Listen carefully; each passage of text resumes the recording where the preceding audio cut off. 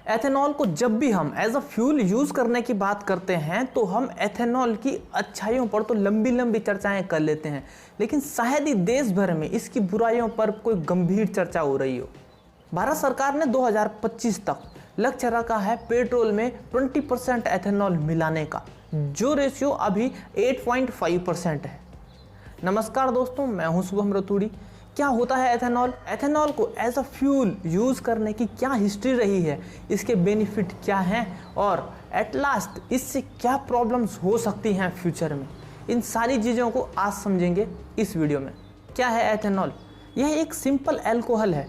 वो हर chemical alcohol होता है जिसका फंक्शनल ग्रुप OH होता है। एथेनॉल का फॉर्मूला है C2H5OH। इसे ही हम C2H6O और CH3CH2OH भी लिखते हैं। इसकी खासियत यह है कि यह फ्लेमेबल है और इसी वजह से इसे एज अ फ्यूल यूज़ किया जाता है। एथेनॉल या एल्कोहल ग्लूकोज का फर्मेंटेशन करके बनाया जाता है और उस हर चीज़ से एथेनॉल बनाया जा सकता है जिसमें स्टार्च पाया जाता हो। स्टार्च एक कार्बोहाइड्रेट होता है और यह आलू, अंगूर, गन्ना, मक्का, इन सारी चीज़ों में पाया जाता है।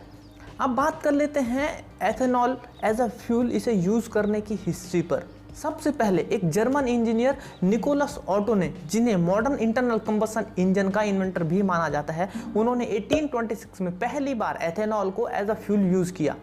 आगे चलकर 1920 में पहली बार एथेनॉल को गैसोलीन के साथ मिक्स किया गया और एथेनॉल तब हाई डिमांड में था जब वर्ल्ड वॉर 2 हो रहा था, क्योंकि उस टाइम पर फ्यूल की शॉर्टेज होने लगी थी और इसी वजह से यही टाइम था जब एथेनॉल की एज अ फ्यूल इंपॉर्टेंस समझ में आई।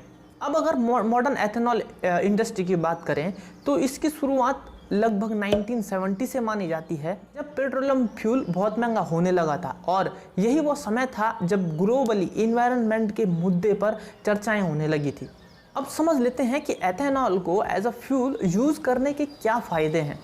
इसका जो सबसे पहला और सबसे बड़ा फ़ायदा है वह यह है कि एथेनॉल एक ग्रीन फ्यूल है। ग्रीन फ्यूल से मतलब है वह फ्यूल जो एनवायरनमेंट को नुकसान ना पहुंचाता हो। इससे बहुत ही कम मात्रा में एयर पोल्यूशन होता है। पेट्रोलियम फ्यूल से चलने वाली गाड़ियों के कंपैरिजन में एथेनॉल से चलने वाली गाड़ियों से बहुत कम मात्रा में एयर पोल्यूशन होता है, क्योंकि एथेनॉल से बहुत ही कम मात्रा में हाइड्रोकार्बन, नाइट्रोजन, कार्बन मोनोऑक्साइड, ये सारी चीज़ें बहुत ही कम मात्रा में निकलती हैं। इसका दूसरा फायदा यह है कि एथेनॉल फ्यूल कॉस्ट इफेक्टिव है, यानी पेट्रोलियम फ्यूल से सस्ता है। ओवरऑल कहा जाए तो एथेनॉल फ्यूल पेट्रोलियम फ्यूल के कंपैरिजन में लगभग 30 से 40% सस्ता है। इसका जो तीसरा फायदा है वह यह है कि यह इजीली एक्सेसिबल है। इसका मतलब यह है कि हमें एथेनॉल फ्यूल को इंपोर्ट करने की ज़रूरत नहीं पड़ती, इसे हम इन हाउस कंट्री के अंदर ही मैन्युफैक्चर कर लेते हैं। इससे हमारा फॉरेन रिजर्व भी बचता है और किसी भी ग्लोबल इमरजेंसी में हमारी पेट्रोलियम फ्यूल पर डिपेंडेंसी बहुत ही कम हो जाती है। इसका एक और फ़ायदा यह है कि अगर एथेनॉल को एज अ फ्यूल बड़ी मात्रा में यूज़ किया जाने लगा तो इससे एग्रीकल्चर इंडस्ट्री में भी बूम आएगा और इससे एग्रीकल्चर इंडस्ट्री में एम्प्लॉयमेंट जनरेट होगा। अब बात कर लेते हैं इसके नुकसान पर, जो कि बहुत ही ज़्यादा ज़रूरी है। इसका जो सबसे बड़ा नुकसान है वो यह है कि यह एथेनॉल बनाने की जो प्रोसेस है उसमें बहुत ही ज़्यादा वाटर का कंजप्शन होता है। एथेनॉल बनाने के लिए फॉसिल फ्यूल के कंपैरिजन में 78 गुना ज़्यादा पानी की ज़रूरत पड़ती है, जिससे वाटर लेवल एक्सट्रीमली कम होने का खतरा बढ़ जाएगा। इसकी एक एग्जांपल के रूप में हम ब्राज़ील के एग्जांपल को समझ सकते हैं। ब्राज़ील में एथेनॉल बनाने के लिए 1979 में 50 करोड़ लीटर पर ईयर पानी का कंजप्शन हो रहा था। वहीं सिर्फ मात्र 6 सालों के अंदर 1985 तक यह 50 करोड़ लीटर पर ईयर बढ़कर 1000 करोड़ लीटर पर ईयर हो गया। इससे ब्राज़ील के जल स्रोतों का लेवल 80% तक कम हो गया और इससे ब्राज़ील में 20 सालों का सबसे भयानक सूखा पड़ा। इसका जो दूसरा सबसे बड़ा डिसएडवांटेज है वो है वाटर पोल्यूशन। ये बात सही है कि इससे एयर पोल्यूशन कम हो जाता है, लेकिन वहीं इससे वाटर पोल्यूशन भी बढ़ता है। एथेनॉल बनाने की प्रोसेस में जब एथेनॉल फाइनली बनकर निकलता है तो यह अपने साथ में 2 रेसिड्यू भी निकालता है। रेसिड्यू मतलब अवशेष। जब भी कोई चीज़ बनती है तो उसके साथ में कुछ अवशेष भी निकलता है। जैसे कि जब हम गन्ने का जूस पीते हैं तो उसके साथ में जो गन्ने का अवशेष बच जाता है उसे रेसिड्यू कहते हैं। इसी अवशेष को एथेनॉल बनाने की प्रोसेस में बागास कहते हैं।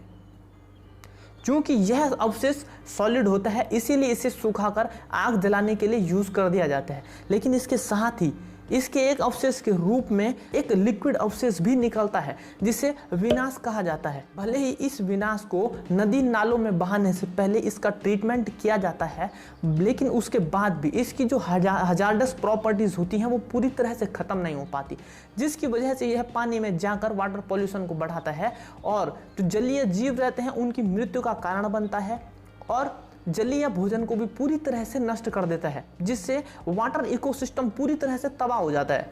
इसका जो तीसरा सबसे बड़ा नुकसान है वह यह है कि एथेनॉल फ्यूल बनाने के लिए हमें फ्यूचर में बहुत ज़्यादा लैंड की ज़रूरत पड़ने वाली है।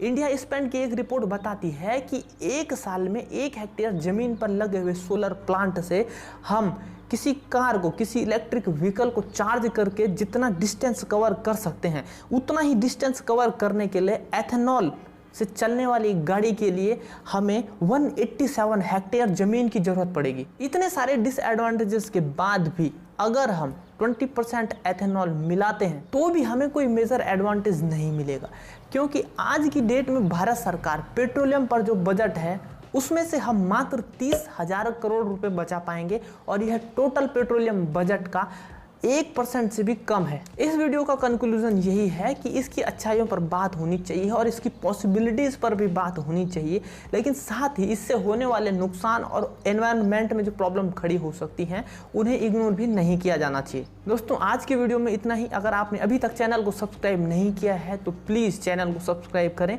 और बेल आइकन को प्रेस करना ना भूलें। वीडियो को अपने दोस्तों के साथ शेयर करें और वीडियो को लाइक करना ना भूलें।